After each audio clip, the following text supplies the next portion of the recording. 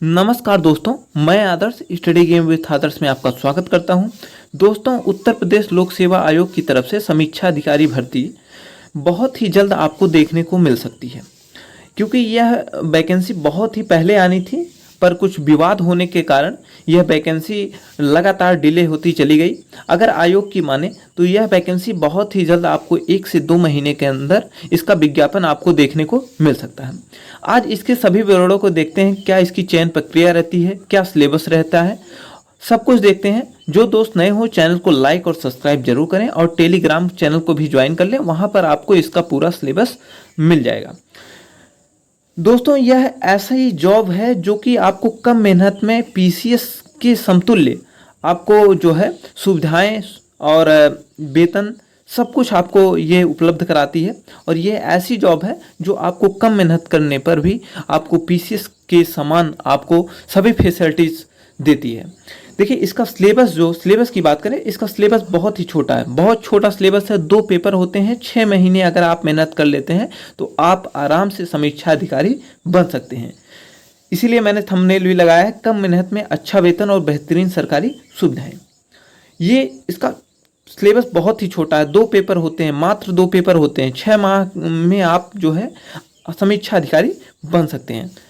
इसके सिलेबस को हम देख लेते हैं। देखिए, जो ये होता है, जो ये वैकेंसी होती है समीक्षा अधिकारी की, सबसे अच्छी खास बात इसकी क्या होती है, आपकी पोस्टिंग सिर्फ लखनऊ और प्रयागराज जैसे शहरों में होती है, सिर्फ 2 शहर में होती है। अगर उत्तर प्रदेश लोक सेवा आयोग की तरफ से समीक्षा अधिकारी भर्ती में आपका चयन होता है तो आपकी पोस्टिंग सिर्फ 2 जगह होती है, या तो लखनऊ या तो प्रयागराज। प्रयागराज कहाँ पर? प्रयागराज लोक सेवा आयोग में, क्योंकि लोक सेवा आयोग जो है वो प्रयागराज में है, वहाँ पर होता है।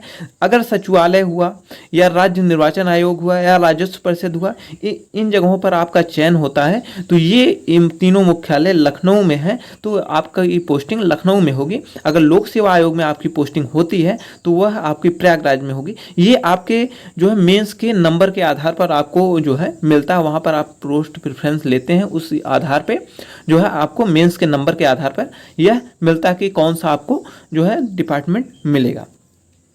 बात करते हैं इसकी शैक्षिक योग्यता की। शैक्षिक योग्यता की बात करें तो किसी भी स्ट्रीम में स्नातक हो, आप बीए, बीएससी, बीटेक कुछ भी किए हों, आप ग्रेजुएट होने चाहिए बस। कुछ विशेष पोस्ट होते हैं, इसमें कुछ विशेष पोस्ट होते हैं जिसके लिए आप अगर कॉमर्स से ग्रेजुएशन है, वाणिज्य लिखा है ना, कॉमर्स से आप ग्रेजुएशन है तो कुछ विशेष पोस्ट होते हैं, उसके लिए होती है। लेखा कंप्यूटर का मतलब ये है, जैसे एआरओ में आपको जो है कुछ पोस्ट ऐसे हैं जिसमें आपका ओ लेवल मांगता है। एआरओ की जो वैकेंसी होती है उसमें ओ लेवल मांगता है, तो ओ लेवल की बात की जा रही है, या इसके समतुल्य कोई आपकी कंप्यूटर डिग्री है कुछ विशेष पोस्ट के लिए। बाकी आपकी अगर स्नातक है आपका तो आप इसका आवेदन कर सकते हैं। आयु की बात करें तो 21 से 40 वर्ष, छूट ओबीसी को 3 वर्ष मिलती है, एससी एसटी को 5 वर्ष मिलती है, और जो विकलांग होते हैं उनको जो है 15 वर्ष की आयु में छूट मिलती है। आगे बात करते हैं। देखिए, इसके एग्जाम पैटर्न को देख लेते हैं। सबसे बड़ी बात है इसका एग्जाम पैटर्न। इसका एग्जाम पैटर्न 3 चरणों में होता है। एक होती है प्रारंभिक परीक्षा, एक होती है मुख्य परीक्षा, एक होती है टाइपिंग। टाइपिंग टेस्ट जो होता है ये एआरओ के लिए कंपलसरी होता है, एआरओ के लिए, आरओ के लिए नहीं। असिस्टेंट रेवेन्यू ऑफिसर जो होते हैं, सहायक समीक्षा अधिकारी जो होते हैं, उनके लिए टाइपिंग अनिवार्य होती है, और प्रारंभिक परीक्षा, मुख्य परीक्षा दोनों के लिए अनिवार्य होती है। अब बात करते हैं प्रारंभिक परीक्षा का क्या सिलेबस रहने वाला है। प्रारंभिक परीक्षा के आधार पर ही शॉर्ट टेस्ट किए जाते हैं स्टूडेंट मुख्य परीक्षा के लिए। देखिए, जो प्रारंभिक परीक्षा होगी आरओ पेपर दोनों का समान रहेगा, चाहे मेंस हो चाहे जो है प्री हो, दोनों का पेपर समान रहेगा। सिर्फ डिफरेंस इतना है, आरओ में टाइपिंग आपको क्वालिफाई करनी होती है, हिंदी की टाइपिंग मांगती है, उसमें क्वालिफाई करना होता है।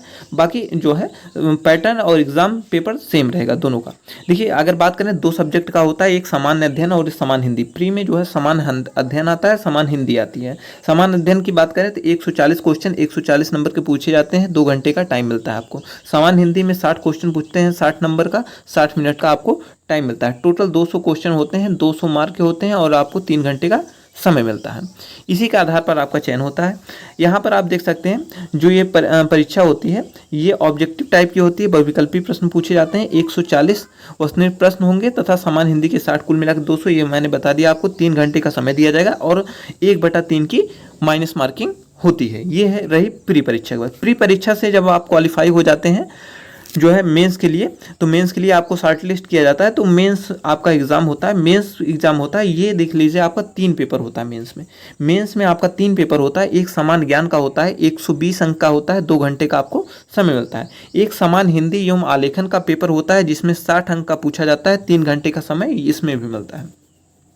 तीसरा आपका होता है हिंदी निबंध का, जिसमें कुल जो है 120 अंक का पूछा जाता है और 3 घंटे का समय मिलता है। जो पहला पेपर सामान्य ज्ञान का, दूसरा सामान्य हिंदी एवं आलेखन, तीसरा हिंदी निबंध का आपका पेपर होता है। तो कुल मिला के आपको 400 अंक का पेपर होता है। कुल मिला के मेन्स जो होता है 400 अंक का होता है। इसी के आधार पर आपका चयन होता है, प्री क्वालिफाइंग मार्क का जो है क्वालिफाइंग नेचर का होता है।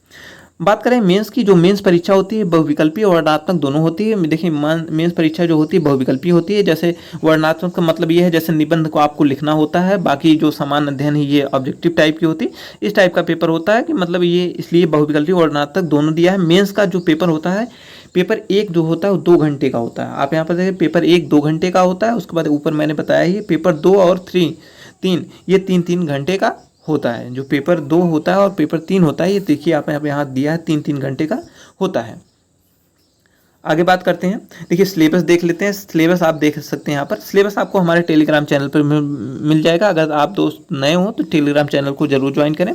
देखिए सामान्य अध्ययन की बात करें, जो प्री का सिलेबस है आप यहाँ पर प्री में देख सकते हैं। सामान्य विज्ञान, भारतीय राष्ट्रीय आंदोलन, सामान्य ज्ञान, अर्थव्यवस्था, भारत का इतिहास, भारतीय एवं संस्कृत, जनसंख्या, पर्यावरण, उत्तर प्रदेश की जनसंख्या, लिंगानुपात, अर्थव्यवस्था इत्यादि, समान बौद्धिक क्षमता, अंतर्राष्ट्रीय घटनाएं, विश्व एवं भारत का भूगोल, व्यापार इत्यादि। इतना छोटा सा सिलेबस है सामान्य अध्ययन का, आप देख सकते हैं। हिंदी की बात करें तो हिंदी का सिलेबस आप यहाँ पर देख सकते हैं। तद्भव, असम, वर्णमाला, संधि, अनेकार्थी शब्द, विलोम, पर्यायवाची, वाक्य शुद्धि, विशेषण विशेष, रस, छंद, समास एवं विग्रह, ये दोनों बहुत ही कम पूछे जाते हैं, आप देख लीजिएगा। बाकी इसमें से ज़्यादा पूछे जाते हैं, ये दोनों कभी कभी पूछ लिए जाते हैं। ठीक है, ये रही आपकी प्री का सिलेबस जो हिंदी और सामान्य ज्ञान का। फिर बात करते हैं मेंस का। मेंस में देख लीजिए, मेंस का भी जो सामान्य अध्ययन का पेपर है बहुत ही छोटा सिलेबस है। सामान्य विज्ञान, भारतीय राष्ट्रीय आंदोलन, सामान्य ज्ञान, अर्थव्यवस्था, भारत का इतिहास, राजतंत्र एवं संस्कृत, जनसंख्या, पर्यावरण, उत्तर प्रदेश की जनसंख्या, लिंगानुपात, उत्तर प्रदेश विशेष भी इसमें पूछे जाते हैं, अंतर्राष्ट्रीय घटनाएं, विश्व में भारत का भूगोल, व्यापार इत्यादि पूछे जाते हैं। ये सामान्य अध्ययन का पेपर है आपका। उसके बाद ये पेपर फर्स्ट है, लिखिए सामान्य अध्ययन पेपर फर्स्ट है मेंस के लिए। और मेंस का जो पेपर सेकंड होता है सामान्य अध्ययन का हिंदी, सामान्य हिंदी एवं आलेखन होता है। ये देखिए दो पार्ट में बटा होता है। खंड 1 क्या होता है, परंपरा सब्जेक्टिव, जिसमें दिए गए गद्यांश का शीर्षक, सारांश, 3 रेखांकित अंशों की व्याख्या करनी होती है। किसी दिए गए सरकारी पत्र का सारणी रूप में सार लेखन, पत्राचार करना होता है। और उसके बाद अनुवाद करना होता है अंग्रेजी से हिंदी में, हिंदी से अंग्रेजी में, मुहावरतः लोकोक्तियाँ पूछता है, कंप्यूटर ज्ञान थोड़ा बहुत पूछ लिया जाता है। ऐसे ऐसे जो है ये आपकी सब्जेक्टिव से पूछे जाते हैं हिंदी का जो खंड 1 होता है दूसरे पेपर में। खंड 2 की बात करें तो इसमें देखिए आप यहाँ पर देख सकते हैं विलोम शब्द, वाक्य वर्तनी शुद्धि, अनेक शब्दों के लिए शब्द, तद्भव, तत्सम, विशेषण विशेष, कुल मिला के ऑब्जेक्टिव से पूछे जाते हैं। इसमें रस, छंद, अलंकार नहीं पूछा जाता है। मेंस के सिलेबस में छोटा सा सिलेबस है हिंदी का, सिर्फ जो शब्द वाले होते हैं शब्दावली से पर आधारित ही जो है हिंदी पूछी जाती है। बात करते हैं तीसरा पेपर जो इसका होगा, हिंदी का एक निबंध लेखन होगा। आप यहाँ पर देख सकते हैं जो पहला 3 आपको निबंध आएंगे, 3 में से 40 अंक के तीनों निबंध होंगे और 600 शब्दों की जो है शब्द सीमा रहेगी तीनों की। और पहला जो निबंध रहेगा वो देख सकते हैं इन टॉपिकों पे रहेगा, साहित्य एवं सांस्कृतिक, सामाजिक क्षेत्र, राजनीतिक क्षेत्र। उसके बाद दूसरा जो रहेगा विज्ञान, पर्यावरण और प्रौद्योगिकी एवं आर्थिक क्षेत्र, कृषि एवं व्यापार पे रहेगा। और तीसरे की बात करें तो राष्ट्रीय एवं अंतर्राष्ट्रीय घटनाक्रम, प्राकृतिक आपदाएं, भूस्खलन, चक्रवात, भूकंप, बाढ़, सूखा इत्यादि, राष्ट्रीय विकास योजनाएं। ये रहा आपका मेंस का सिलेबस। इसके बाद आपका चयन हो जाता है और ARO के लिए टाइपिंग होती है। तो इतना छोटा सा सिलेबस है और आपको एक बेहतरीन जॉब मिलती है और बेहतरीन जो है सरकारी सुविधाएं भी मिलती हैं इसमें।